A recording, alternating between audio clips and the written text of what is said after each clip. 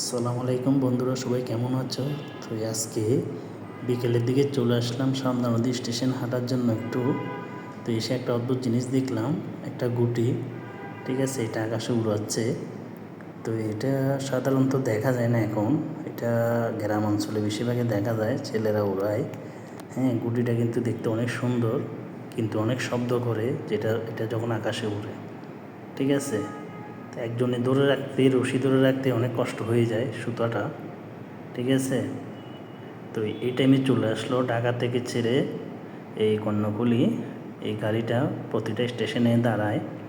তো এখান থেকে যে যাত্রীরা দাঁড়ানো আছে তারা উঠবে, আর কিছু নামবে, যার যার বাড়ি করে যাবে। আর যারা উঠবে তারা এখান থেকে কুমিল্লা যাবে, নাঙ্গলকোট যাবে। ঠিক আছে, যার যার গন্তব্যে পৌঁছে যাবে সবাই। তো আমার এই ভিডিওটি যদি আপনাদের ভালো লাগে, লাইক কমেন্ট শেয়ার করে দিবেন, আমার চ্যানেলটি সাবস্ক্রাইব করে দিবেন।